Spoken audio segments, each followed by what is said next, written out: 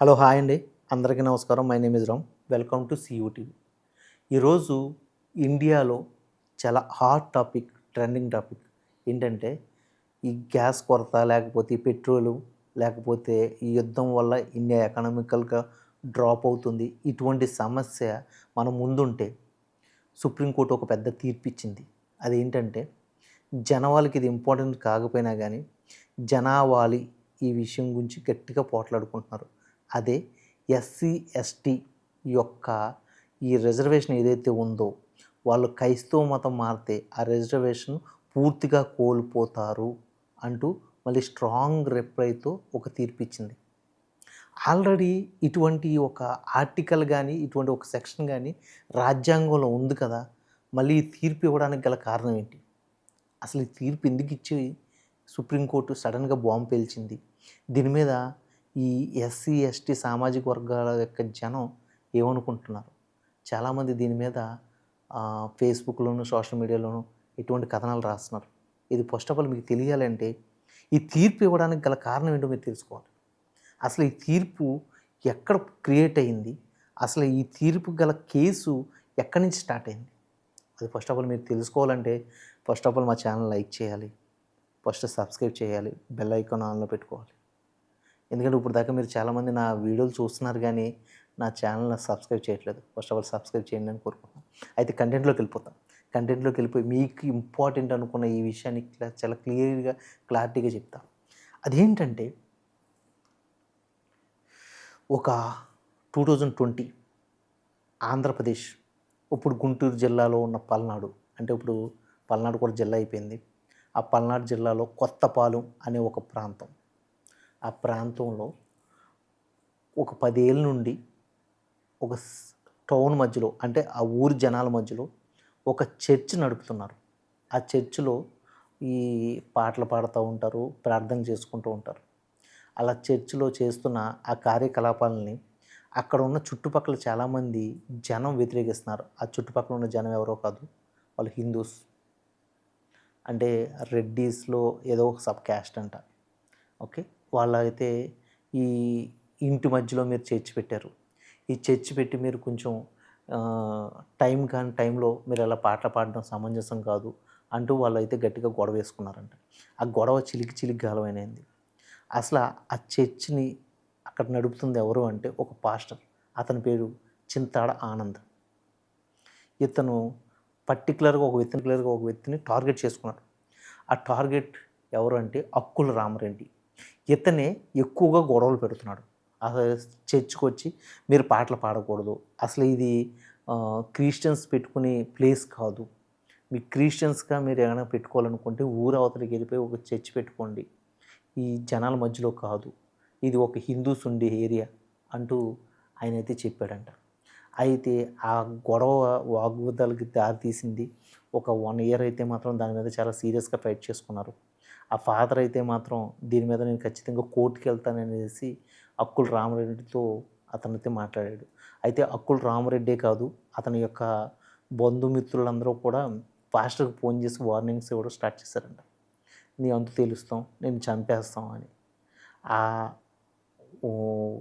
ఆ వార్నింగ్స్‌కా లేకపోతే వాళ్ళు పెట్టే భయానికో మరి ఆ పాస్టర్ అయితే మాత్రం ఒక నిర్ణయానికొచ్చాడు. ఆ నిర్ణయమే పోలీస్ స్టేషన్‌కెళ్ళి నా మీద ఇలా అప్పర్ కాస్ట్ రెడ్డి కులానికి చెందిన ఈ అక్కుల రామరెడ్డి యొక్క వర్గం ఏదైతే ఉందో వాళ్ళు చంపుతామని బెదిరిస్తున్నారు. అలాగే కాకుండా కుల వివక్ష దూషణ చేస్తున్నారు. పర్టిక్యులర్‌గా నేను ఒక మాదిగకి సంబంధించిన క్యాస్ట్‌కి సంబంధించిన వ్యక్తిని నేను. సో, నన్ను ఇలా మాదిగ భాషతో అంటే కుల వివక్షతో తిడుతున్నారు వాళ్ళు అంటూ అతనైతే పోలీస్ స్టేషన్‌లో కేస్ పెట్టాడు. ఇక్కడే మీరు ఒక విషయం తెలుసుకోవాలి. పోలీస్ స్టేషన్‌లో ఆ కేసు తీసుకునేటప్పుడు కానీ, పోలీసులు గానీ, ఆ చర్చ్ ఫాదర్‌కి ఎటువంటి ఇన్ఫర్మేషన్ ఇవ్వలేదు. ఇక్కడ నేను హిందువులకు వ్యతిరేకంగా చెప్పట్లేదు గానీ, కనీసం చర్చ్ ఫాదర్‌గా ఉన్న అతనికి నాలెడ్జ్ లేకపోయి ఉండొచ్చు. బట్ అక్కడ పోలీసులకైతే మాత్రం ఖచ్చితంగా చదువుకొని వచ్చారు కాబట్టి వాళ్ళకి నాలెడ్జ్ ఉంటుంది. ఎందుకంటే రాజ్యాంగంలో క్లియర్‌గా రాశారు. ఎవరైనా సరే ఎస్సీ, ఎస్టీ వర్గాలకు చెందినవారు వాళ్ళు క్రైస్తవ మతం తీసుకుంటే వాళ్ళ యొక్క రిజర్వేషన్ గానీ, అట్రాసిటీ కేసులు పెట్టి విధానం గానీ కోల్పోతారనేసి పోలీసులకు తెలుసు. బట్ ఇక్కడ ఆ చర్చ్ ఫాదర్ చింతాడ ఆనంద్ గారు ఇచ్చిన ఆ ఎఫ్ఐఆర్ కాపీ ఏమైనా ఉందంటే, నేను ఒక చర్చ్ ఫాదర్గా ఇక్కడ 10 ఇయర్స్ నుంచి చర్చ్ రన్ చేస్తున్నాను. ఎప్పుడూ లేని సమస్య గత కొన్ని రోజుల నుంచే వస్తుంది, అది కూడా అక్కుల రామరెడ్డి దగ్గర నుంచి అంటూ ఆయన ఆ ఎఫ్ఐఆర్ కాపీలో తెలిపారు. అప్పుడు వాళ్ళు ఆ పోలీస్ స్టేషన్లో ఉన్న సిబ్బంది కనీసం నువ్వు చర్చ్ ఫాదర్గా ఉండి అట్రాసిటీ కేసు పెట్టడానికి అర్హుడు కాదయ్యా అని చెప్పుంటే అక్కడే సమస్య తొలసిపోదు. బట్ ఈరోజు ఆ సమస్య చిలికి చిలికి గాలువనై మొత్తం దేశవ్యాప్తంగా మాట్లాడుకునే చర్చా అంశం అయిపోయింది. అయితే ఆ కేసు అక్కడ ఆ కోర్టు నుండి హైకోర్టు దాకా మూవ్ అయింది. హైకోర్టులో 2025 మార్చిలో అయితే ఈ కేసుని కొట్టివేస్తూ ఒక తీర్పు అయితే ఇచ్చింది. ఒక చర్చ్ ఫాదర్గా ఒక మాదిగ కులానికి సంబంధించిన వ్యక్తి ఉంటున్నాడంటే అతను క్రైస్తవ మతం తీసుకున్నట్టుగానే రుజువు అవుతున్నట్టు మీరు ఇచ్చిన ఎఫ్ఐఆర్ కాపీలో అలాగే ఉంది. అలాగే మేము పోలీస్ ఎంక్వైరీలో కూడా మీరు చర్చ్ నడుపుతున్నారని, ఒక పాస్టర్గా మారారనేసి అక్కడ ఉంది. అటువంటిదప్పుడు మీరు అట్రాసిటీ కేసు పెట్టడానికి అర్హులు కాదు. ఎందుకంటే మీరు అక్కడ కులం కోల్పోయారు. కులం కోల్పోయిన వ్యక్తి అట్రాసిటీ కేసు పెట్టడానికి ఇండియాలో మీకు రైట్స్ లేవు అంటూ తీర్పిచ్చింది.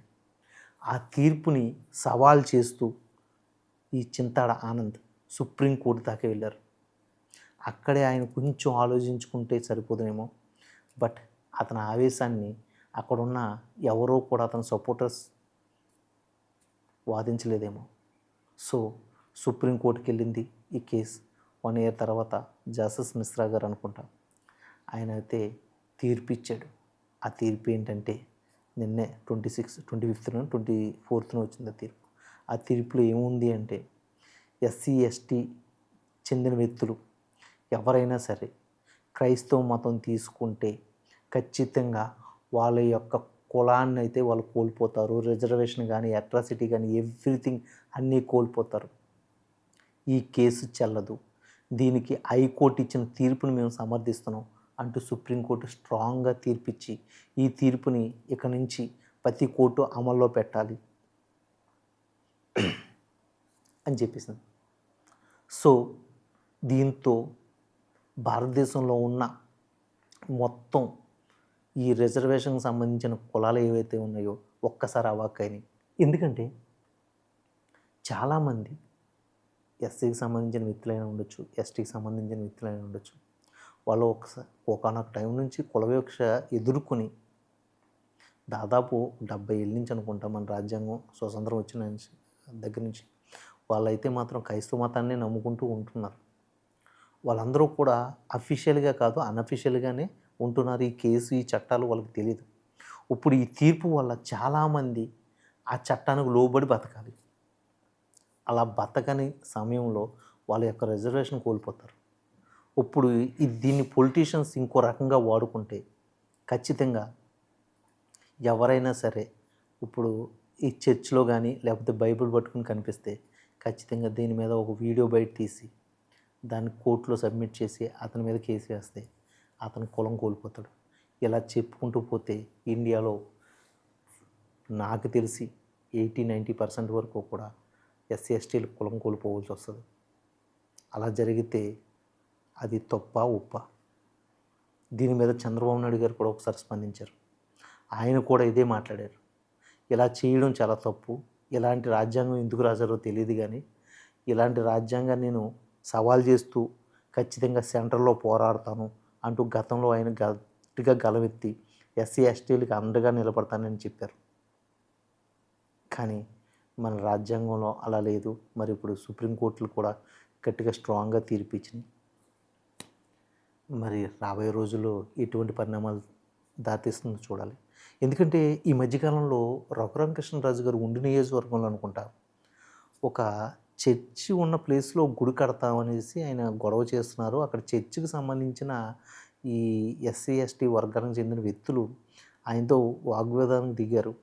బట్ వాళ్ళతో అతను ఒకటే మాట కమాండింగ్గా చెప్పాడు, మీకు రిజర్వేషన్ ఉంది అంటే మీరు ఎస్సీ ఎస్టీలకు చెందినవారు, మీరు క్రైస్తవ మతం తీసుకున్నారు అని మీరు అనుకుంటే మాత్రం మీరు ఆ ఎస్సీ ఎస్టీకి రిజర్వేషన్కి చెందినవారు మీరు రెండింటిని తేల్చుకుని రండి. ఎందుకంటే అక్కడ చర్చి కన్నా ముందు గుడి ఉంది, నేను గుడే కడతాను. అయితే ఎవరైనా సరే ఇక్కడ చర్చ్ ఉందని ప్రూవ్ చేస్తూ కేసు వేస్తే మాత్రం ఆ కేసు వేసిన వ్యక్తి ఎవరైతే ఉన్నారో అతను కనుక బైబిల్ పట్టుకున్నాడని తెలిస్తే మాత్రం నేను అతని మీద ఖచ్చితంగా నేను కేసు అయితే బుక్ చేస్తాను. ఇలా ఒక్కళ్ళని కాదు, మొత్తం ఈ నియోజకవర్గంలో ఎంతమంది ఉన్నారో అంతమంది మీద నేను కేసు బుక్ చేస్తాను అంటూ అన్నారు. అలా చెప్పుకుంటే మరి అక్కడ చాలామంది బైబిల్ పట్టుకున్న ఆ దేవుణ్ణి నమ్ముకుంటారు. ఇక్కడే పొలిటీషియన్ యొక్క రాజకీయ వ్యవస్థ కనిపిస్తుంది. రాబోయే రోజుల్లో ఇది చాలా స్ట్రాంగ్ అవ్వచ్చు. ఇలా స్ట్రాంగ్ అయితే ఎటువంటి గొడవలకు దారికి పరిణామం తీస్తుంది, ఎలాంటి సిచ్యువేషన్కి వెళ్ళిపోతుంది అంటే ఇక్కడ 2 మతాల మధ్య గొడవ పెట్టి పరిస్థితికి వచ్చేస్తుంది. అయితే ఇక్కడ అంబేద్కర్ గారు అసలు ఈ రాజ్యాంగంలో ఎందుకు ఇలాంటి ఆర్టికల్ రాయవలసి వచ్చింది అంటే నాకు అర్థం కాని విషయం ఏంటంటే, అసలు ఇది ఎందుకు రాశారు అని నేను తీరి చదివినప్పుడు నాకు తెలిసింది ఏంటంటే, ఆయన కూడా కుల వివక్షని ఎదుర్కొన్నాడు. ఎందుకంటే అతను కూడా ఎస్సీ సామాజిక వర్గానికి చెందిన వ్యక్తి. అతను కూడా అప్పర్ క్యాస్ట్ వాళ్ళు, అప్పుడున్న బ్రాహ్మణ్ సంఘాల వాళ్ళు, లేకపోతే ఇంకా అతని చుట్టుపక్కల ఉన్న సంఘాల వారు అతను కొంచెం దూరం పెట్టేవారు. అంటే ఎడ్యుకేషన్ పరంగా కూడా అతను చదవడానికి వస్తే అతన్ని విద్యార్థులకు దూరంగా పెట్టి చదివించేవారు. ఆ కుల వివక్షని అతను రూపుమాపాలి అనుకున్న సమయంలో అతను ఈ కులానికి ఎస్సీ రిజర్వేషన్ ఇస్తే వాళ్ళందరికీ కూడా ఎడ్యుకేషన్ కానీ జాబ్స్ కానీ చాలా ఈజీగా వస్తాయని అనుకున్నాడు. కానీ ఇక్కడ ఆయన మొత్తం ప్రపంచ దేశాలు తిరిగి అన్నీ చదివిన తర్వాత అతను రాజ్యాంగం రాయాలనుకున్నాడు కదా. ఆ రాసే క్రమంలో క్రిస్టియానిటీ అంటే ఏంటో తెలుసుకున్నాడు. క్రిస్టియానిటీలో ఏముంది అంటే, క్రిస్టియానిటీ తీసుకుంటే ఖచ్చితంగా అది కుల వివక్ష కాదు. అంటే అందులో కులాలు ఉండవు. వాళ్ళు ఎవరైనా సరే క్రిస్టియన్ అని అవుతాడు. దాంట్లో వాళ్ళకి రిజర్వేషన్ ఉండదు, కులాలు ఉండవు. సో వాడు ఏమవుతున్నాడు, అక్కడ రిజర్వేషన్ లేదు కాబట్టి వాడు దీంట్లోకి వర్తించడు అని చెప్పి అతను ఆ రాజ్యాంగంలో ఏ రాశాడంటే, హిందూ చట్టాల ప్రకారంగా హిందూలో ఉన్న ఈ కులాలు ఏదైతే ఉన్నాయో అవి హిందూకు సంబంధించిన కులాలు. ఇందులో ఈ అంటరానితనానికి సంబంధించినంత వరకు రిజర్వేషన్ వర్తించాలనేసి ఈ బ్యాక్వర్డ్ క్యాస్ట్లకి నేను రాశాను. బట్ ఎప్పుడైతే అతను మతం మారిపోతున్నాడో అతను హిందూకు సంబంధించిన వాడు కాదు, పూర్తిగా అతను వేరే మతానికి వెళ్ళిపోతున్నాడు. అప్పుడు అతనికి అసలు ఈ హిందూ చట్టాలే వర్తించవు. సో అతను క్రిస్టియనిటీ చట్టాలు వర్తిస్తాయి కాబట్టి అతనికి ఈ రిజర్వేషన్ కానీ లేకపోతే ఈ అట్రాసిటీ కానీ వర్తించదు. సో అతను ఈ క్యాస్ట్కు సంబంధించిన మనిషి కూడా కాదు అనే ఆలోచనతో అతను అయితే అలా రాశారట. సో అది అర్థమైతే మాత్రం అది చాలా పెద్ద విషయం, కానీ అది అర్థం కాకుండా ఉంటే మాత్రం అది చాలా గొడవ విషయం. సో మరి ఈ గొడవలు ఇలా ముందుకెళ్తాయా ఆగిపోతాయా? ఆగిపోవాలని కోరుకుంటున్నాను. చింతాడ ఆనంద్ గారు కొంచెం ఆలోచించి ముందుకెళ్ళవలసిందేమో ఆ టైంలో. బట్ ఏదేమైనా కానీ ఇప్పుడు అది పెద్ద హాట్ టాపిక్గా మారిపోయింది. ఇప్పుడు ఇది చాలామంది నోట్లో నానుతున్న ఒక పెద్ద విషయం. ఇప్పుడు ఇండియాలో ఉన్న ఎకనామికల్గా మనం ఎటువంటి పరిస్థితులు ఉన్నాం అనేది ఆలోచించట్లేదు. ఈ గొడవ గురించి ఎక్కువ ఆలోచిస్తున్నారు. ఈ గొడవ గురించి సోషల్ మీడియాలో గట్టిగా చర్చించుకుంటున్నారు. ఇది ఈ వీడియో యొక్క ముఖ్య సారాంశం. ఇది మీకు నచ్చుద్దని నేను అనుకుంటున్నాను, నచ్చాలనేసి నేను అనుకోవాలనుకుంటున్నాను. అయితే ఈ వీడియో మీకు నచ్చినట్లయితే ప్లీజ్ ఫస్ట్ ఆఫ్ ఆల్ మీరు సబ్స్క్రైబ్ చేసుకోండి, బెల్ ఐకాన్ ఆన్లో పెట్టుకోండి, అలాగే మీ ఫ్రెండ్స్ ఫార్వర్డ్ చేయండి. ఈ కంటెంట్ మీద మీకు ఏమైనా డౌట్స్ ఉంటే ఖచ్చితంగా కామెంట్ రూపంలో తెలియజేయండి. నేను మీకు ఖచ్చితంగా రిప్లై ఇస్తాను. లేకపోతే మీరు ఏదైనా అడిగితే ఆ క్వశ్చన్కి ఖచ్చితంగా ఒక వీడియో రూపంలో మీకు నేను ఆన్సర్ చేస్తాను. మరో మంచి కంటెంట్తో మీ ముందుకు వస్తాను. అప్పటి వరకు సెలవు. సైన్ అవుట్ మీరు రామ్.